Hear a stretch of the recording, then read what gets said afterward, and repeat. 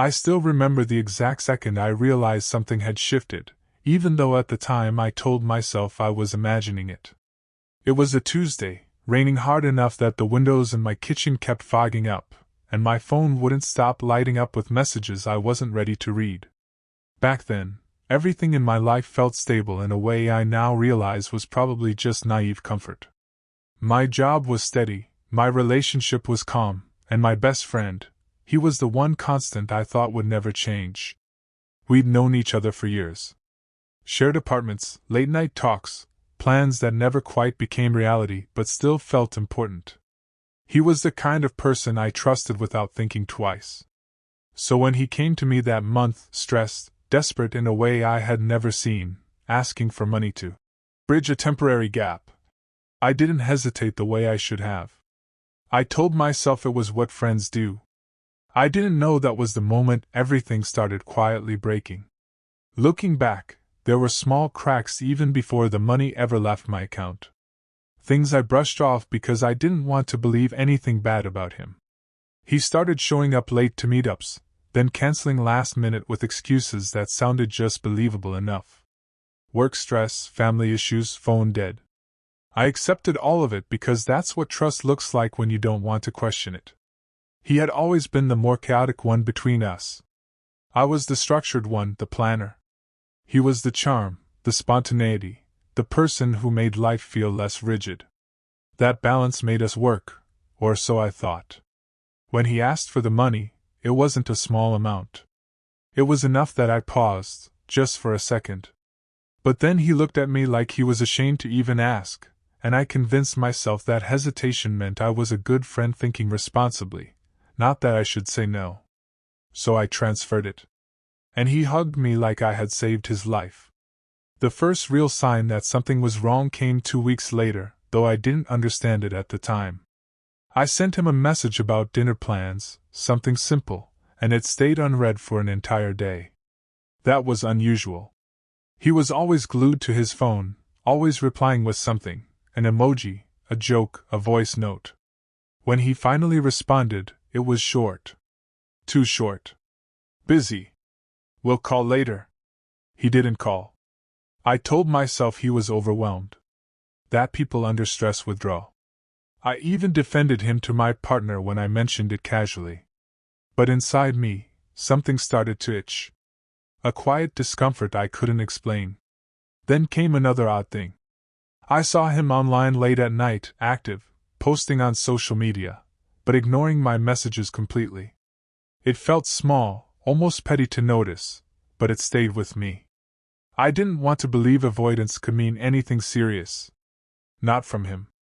Not from the person I trusted most in my life. The turning point wasn't dramatic at first. It was almost boring in how ordinary it looked. I was sitting in a cafe scrolling through my bank app, checking expenses like I always did at the end of the week. That's when I noticed a partial transaction alert I didn't recognize. It was tied to the transfer I had made to him. But something about the description felt off. It wasn't what he told me the money was for. My stomach dropped in a way I still can't fully describe. I remember reading it 3 times, convinced I was misunderstanding something basic. I texted him immediately, my fingers shaking slightly, asking what it meant. No response. Hours passed. Then a day. And for the first time, I didn't feel like I was being ignored. I felt like I was being avoided. That was the moment doubt stopped being a whisper and became something heavier, something I couldn't put down anymore. The revelation didn't come from him. It came from someone I never expected to be part of this at all. A mutual acquaintance I hadn't spoken to in months sent me a message out of nowhere. "Hey, I think you should know something about him." I almost didn't open it. I wish I hadn't. There were screenshots attached. Conversations. Plans. References to money that didn't match anything he had told me. My name was never mentioned directly, but it didn't need to be. The timing was too precise. The amounts too familiar. My hands went cold as I scrolled. I kept thinking there had to be context I was missing, something that would make it all harmless. Then I saw the line that broke everything. He's been avoiding questions about where the money came from. I called him immediately after that. He picked up on the third ring. And for a second, I thought maybe there was an explanation. I really did. His voice when he answered didn't sound like my friend. It sounded rehearsed. Controlled. "What's going on?" I asked. Silence. Then a sigh. "You shouldn't have seen that." That sentence did more damage than any confession could have. I remember sitting there, unable to speak, waiting for him to continue. He tried to explain, but the words came out tangled. Half excuses, half deflections. Something about pressure. Something about fixing things. Temporarily. I asked him directly where the money went. Another pause. And then, I needed time. Time for what, he wouldn't say. That was when I realized I wasn't part of a misunderstanding. I was part of something he had deliberately kept hidden from me. The call ended without resolution. I don't even remember who hung up first. I just remember staring at my phone, feeling like I had been quietly erased from a story I thought I was central to. The days that followed felt unreal. He stopped responding entirely. No messages, no calls, nothing. The silence was louder than anything he could have said. I started replaying every interaction we'd had over the past months, searching for signs I missed. It became obsessive. Every joke, every excuse, every delay suddenly felt suspicious in hindsight. My partner noticed I was unraveling. I tried to explain it without sounding insane. "My friend is just gone," I kept saying. But it wasn't just emotional distance. It was avoidance. Intentional, structured avoidance. I checked his social media more than I want to admit. He was still active, still existing, just not with me. That was the hardest part. He hadn't disappeared. He had just removed me. And I couldn't understand why someone would take money from me and then decide I wasn't worth a single explanation. I finally confronted him in person because I couldn't tolerate the silence anymore. I went to the place he used to spend most of his evenings, a small bar we both knew too well. He was there. Seeing him felt like hitting a wall I didn't see coming. He looked the same, but not at all the same. Like someone wearing familiar skin incorrectly. When he saw me, his expression tightened immediately. "We need to talk," I said. He looked away. "Not here." But I didn't move. The tension between us was unbearable. People around us kept talking, laughing, completely unaware that something was collapsing right in front of them. He finally stood up, motioning for me to follow outside. That walk felt longer than it should have. Every step felt like I was walking towards something I didn't want to know, but already did. Outside, the air was cold enough to sting. He wouldn't look at me at first. Just kept rubbing his hands together like he was trying to erase something invisible. "Just tell me," I said. "Did you lie to me?" He hesitated too long. That was enough. "I didn't mean for it to go like this," he finally said. That wasn't an answer. It was avoidance dressed as regret. I pushed harder. "Where is the money?" His jaw tightened. And then he said something I didn't expect at all. "It's gone." Gone. Like that was supposed to mean something understandable. I remember laughing once, sharply, out of disbelief. It didn't feel real. Nothing about it did. "You took it from me," I said slowly. "And you just lost it?" He didn't correct me.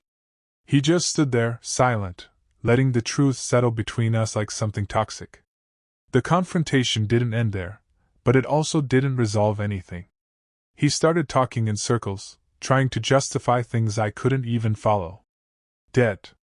Pressure. Mistakes that spiraled. At one point he said, "I was going to fix it before you even noticed." That line made something inside me go completely cold. Because it meant he knew. He always knew. I asked him if he ever planned to tell me the truth. He didn't answer. That silence said everything. I left before the conversation could continue, because I realized I wasn't going to get closure from him. Only fragments of excuses shaped to protect himself. Walking home that night, I kept thinking about how trust doesn't break loudly. It just slowly stops being returned. And then one day you realize you've been talking to yourself for weeks.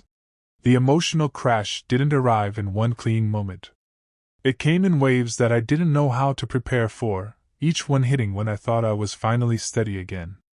At first it was just exhaustion, the kind that makes you sit down and realize you've been tense for days without noticing.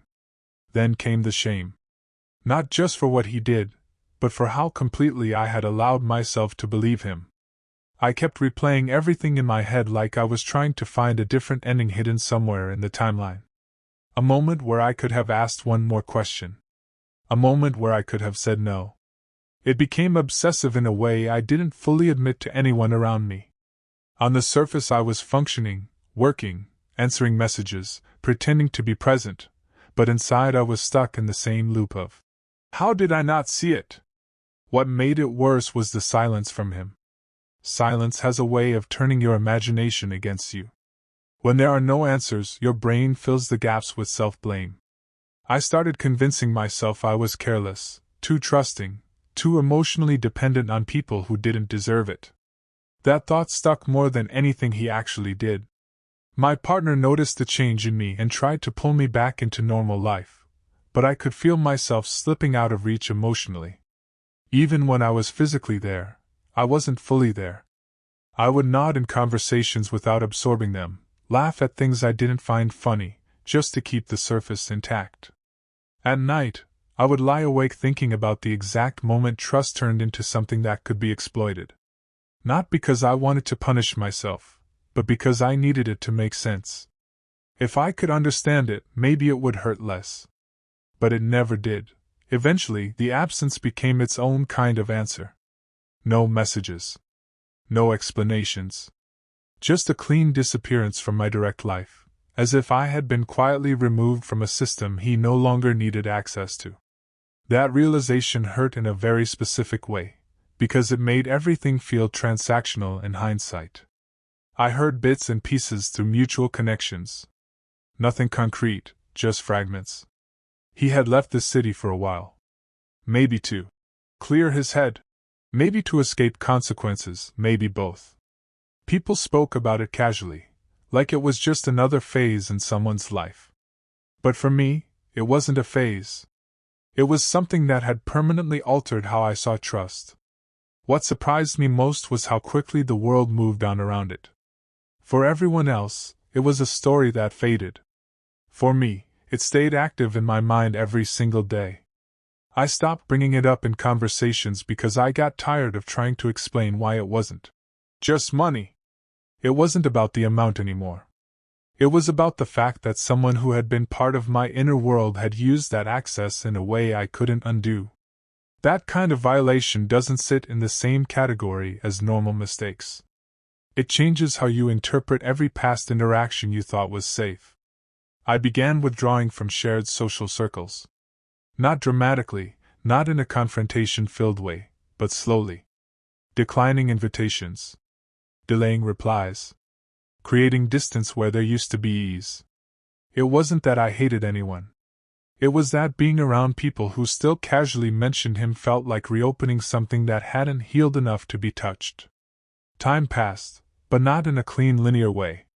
It felt more like layers stacking on top of each other, some days light enough to function through, other days heavy enough to pull me straight back into the worst moments of it. There were mornings where I woke up and didn't think about it for a few minutes, and I would feel almost relieved, like I had escaped it. But then something small would trigger it again, a place, a phrase, a passing thought, and it would all come rushing back. I stopped checking anything related to him eventually. That was a slow process in itself. First I reduced it to once a day. Then once a week. Then I tried to go without it completely, but the urge didn't disappear immediately. It just became quieter, more internal. The kind of urge you feel but don't act on, and that alone is progress even if it doesn't feel like it at the time.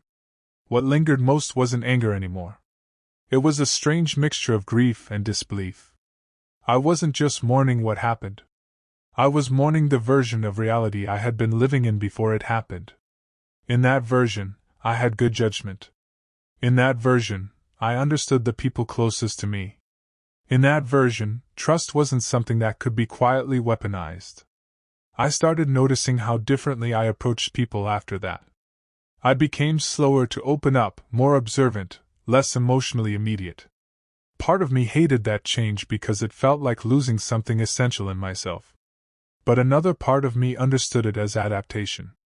I wasn't the same person anymore because I couldn't afford to be. And still, there were moments where I missed him. Not the reality of who he turned out to be, but the ease of what I believed we had. That contradiction was the hardest thing to sit with, missing someone who effectively proved they were never safe to miss. We crossed paths again unexpectedly, and it didn't feel cinematic or dramatic like I once imagined it might. It felt awkward, almost muted, like two people trying not to disturb something fragile between them. I saw him first, before he noticed me, and for a second I considered leaving immediately. But something in me stayed. Not hope. Just unfinished tension. When he saw me, his expression changed in a way I couldn't fully read. Surprise, maybe? Or discomfort? Or recognition of something neither of us had resolved. He approached slowly, like he wasn't sure what version of me he was going to encounter. We didn't talk about the past immediately. There was a strange politeness at first, as if we were strangers who happened to share history we weren't allowed to mention. It made everything worse in a quiet way, because the avoidance itself was an acknowledgement that something significant had broken. Eventually, he said he was sorry. But it wasn't the kind of apology that opens anything up. It was contained. Controlled. Almost rehearsed. "I'm sorry for how things went," he said, like the situation had simply unfolded on its own without agency. I remember looking at him and realizing I didn't have the energy to pull a real confession out of him anymore. I didn't want an argument. I didn't want explanation shaped to protect him from guilt. I just wanted distance. So I nodded. Not because I forgave him. Not because I agreed. But because I understood that anything more would drag me back into a conversation that had already cost me too much of myself once before. Then I left. And he didn't stop me. After that encounter, something settled in me, but it wasn't peace in the traditional sense. It was more like acceptance of limitation. I stopped expecting closure from him. I stopped imagining a version of the story where everything was explained cleanly, and I could file it away emotionally as resolved. Some betrayals don't resolve. They just integrate into how you understand people afterward. I still think about it sometimes, not with the same intensity, but with a kind of distant clarity. What stands out now isn't just what he did, but how quickly the boundary between trust and exploitation disappeared without me noticing until it was too late. There are moments where I wonder if he ever reflects on it. Not in a performative guilt way, but honestly, privately. Then I catch myself and realize that part of me is still looking for something from him that I should have stopped expecting a long time ago. What I've learned is that trust isn't just about believing someone is good. It's about understanding that access is not neutral.